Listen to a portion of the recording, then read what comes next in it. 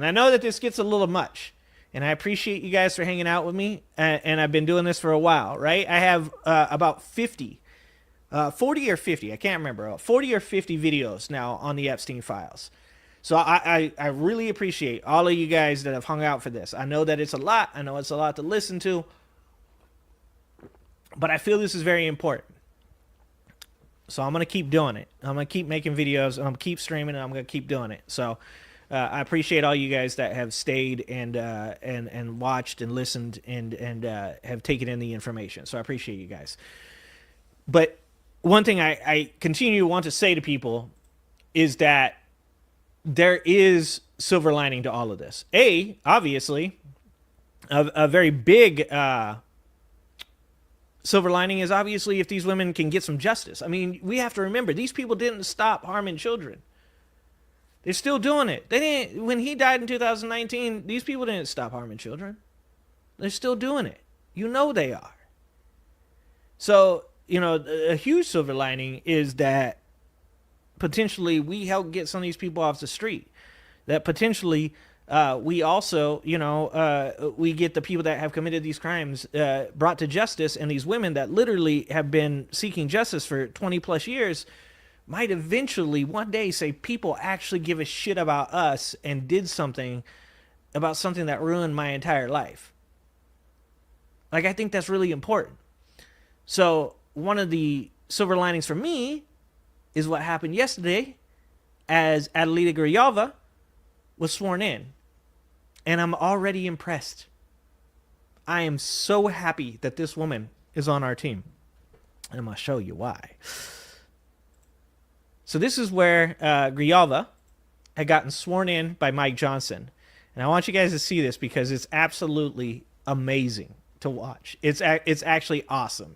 Like, she stares his ass down, and it's great. So this is Mike Johnson doing his best mental gymnastics to defend not swearing her in 7 weeks ago when she was elected to office, as they tried to stall in the hopes that they could get Lauren Boebert or Marjorie Taylor Greene or Nancy Mace to change their vote on these Epstein files being discharged. So this is Mike Johnson swearing in Grivalja.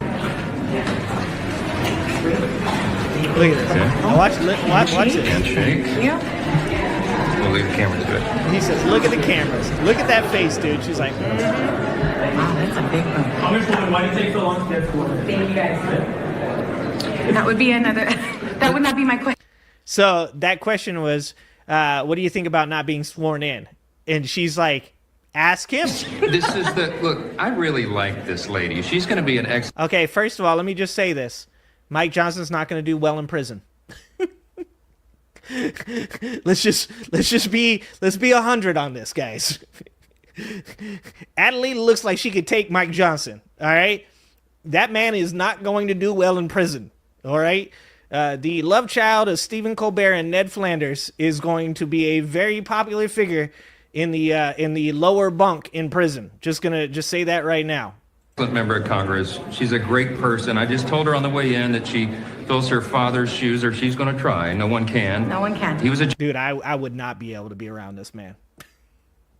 giant around here, served a long time, served his state very well. I served under him in the Natural Resources Committee for a while and admired the way he did the work. He was tenacious. So she has a proud family legacy, and we're delighted to have her here. She may not agree with me, but we follow the custom of the House on the timetable. Dude, that tone, man. That tone will get you, like, that's going to get you knocked down a notch or two. And we've had a little, as we say in the Deep South, some intense fellowship about that, yes. Okay? But she's here now, and I promised that we would have her the oath administered before we began legislative business, so she hasn't missed a vote, and we're delighted you're here. So anything I can do to help you, as I do all members, happy to get you acclimated and do everything. But you know more than most because your dad was here for a long time. I visited. Yes. I never did this She's like, you're a moron. job, so this is brand spanking new, so Right. I will take the offer of help. Congratulations. Thank you. Thanks a lot. Thank you. All right, so let's get to what she said after this. So that I just wanted to show you the swearing in, right? So she gets sworn in. They had a nice awkward little moment there where he said, what did he say? He said, in the South we call it intense fellowship. Brother, it sounds like you talking about a lynching, all right? That's what that sounds like. So she, of course, is succeeding her father, who passed away from cancer, and that was in March. And then she was elected, and 7 weeks until she actually got sworn in by fucking mini Stephen Colbert here. Okay, so let's see, where is it? Sorry, you know more than because you okay. So as the pair walked out of the media call, a reporter asked, "What is your message to the speaker?" Grijalva stated, "I gave it to him." After being sworn in by Johnson, Grijalva took no prisoners in her speech. She said, "It has been 50 days since the people of Arizona's 7th Congressional District elected me to represent them. 50 days that over 800,000 Arizonans have been left without access to the basic services that every constituent deserves. This is an abuse of power. One individual should not be able to unilaterally obstruct the swearing in of a duly elected member of Congress for political resent," she added, without mentioning Johnson by name. Now, she could be mentioning Johnson there. She could also be referring to Donald Trump as well. Either one. But either one, that message is clear. Like, she ain't going to be your bitch. Arizona Attorney General Chris Mays filed a lawsuit last month to try and force Johnson to swear in Grijalva. Grijalva was asked about her long-awaited meeting with Johnson on the briefing with Jen Psaki on Wednesday.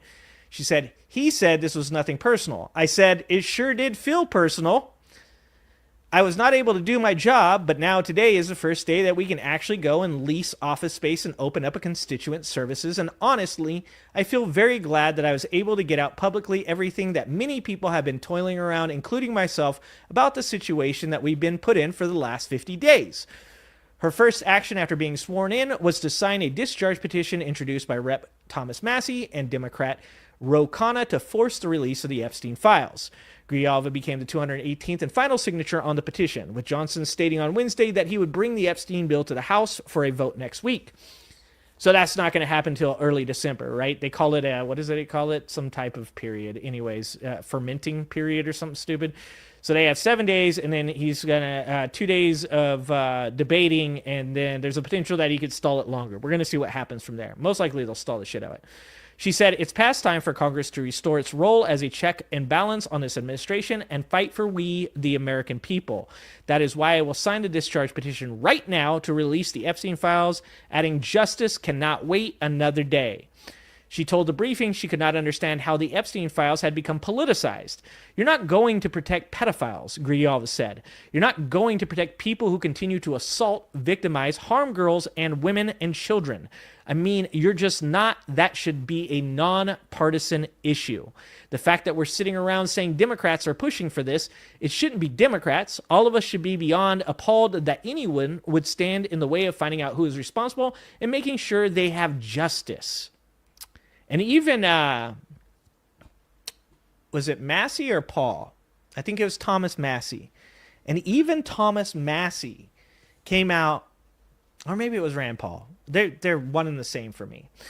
One of them came out and said, "For my Republican fellows," he said, "you're going to be in office long past Donald Trump. And what are you going to say when facing a primary Republican or a Democrat in a debate for office when they say in 2025 you protected a pedophile?" And I was like, fucking A, brother. Good call. So like I said, there is silver linings to this. I think that Grijalva is actually going to be super dope. I think that she's got moxie. I like the attitude. I like the personality. I like the way she speaks. She's very intelligent. Obviously coming from a family where her father was a politician, I think that she knows what she's doing. You know, I also like the humbleness of her saying, like, you know, like, just because my dad was somebody doesn't mean, you know, I know what I'm doing. I got to learn as well.